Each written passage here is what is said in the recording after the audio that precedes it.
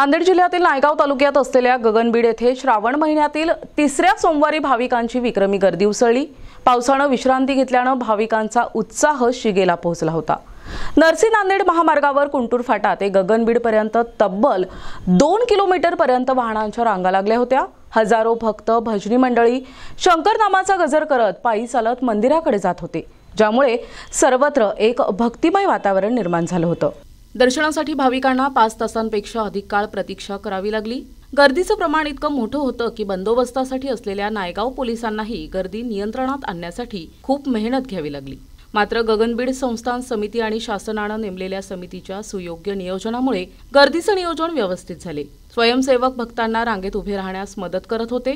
मंदिरातील पुजाऱ्यांनी अभिषेक, पूजा आणि आरती करून भाविकांचे समाधान केले। सोमवारच्या या मोठ्या गर्दीला सामोरे जाण्यासाठी संस्थान समिती आणि ग्रामस्थांनी मोठ्या संख्येने सहकार्य केलं। मंदिर समितीचे सर्वत्र कौतुक होत आहे। यामध्ये शंकर पाटील जाधव, बालाजी आलेवाड, गंगाधर पाटील मोरे, रावसाहेब पाटील मोरे, गोविंद मोरे, माहेश्वर मूर्ती, पुरोहित गंगाधर, अप्पास्वामी, ज्ञानेश्वर मोरे, आनंद आलेवाड, सुधाकर आलेवाड, गोविंद आलेवाड, शिवदर्शन जाधव, नामदेव दासरवाड, हनुमंत दासरवाड, रामदास जाधव, साईनाथ कदम पाटोदा, बालाजी बोंबले, माधव शिंदे, माधव कोलमवाड, श्रीराम संभाजी मोरे, सर्व विश्वस्त मंडळ आणि गावकरी यांचा समावेश होता। पोलीस निरीक्षक मारवाड, वाघमारे, पवार, तोटावाड, कुंटूर आणि नायगाव रामतीर्थ पोलीस होमगार्ड कर्मचारी यांनीही विशेष सेवा बजावली।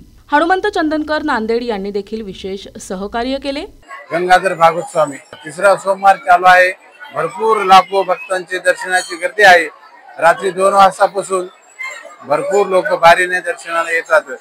तरी 108 बेल वाहणारे लोक सकाळी पहाटे लवकर 4 वाजता येतात। शिवा आणि पार्वती एकाच ठिकाणी असल्यामुळे भरपूर लोकांचा श्रद्धेला पावणारा, नवसाला पावणारा हा महादेव गंगेबीडचा महादेव प्रसिद्ध आहे।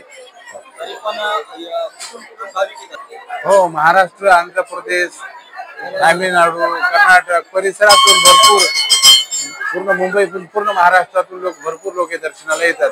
लाखो भाविक येतात।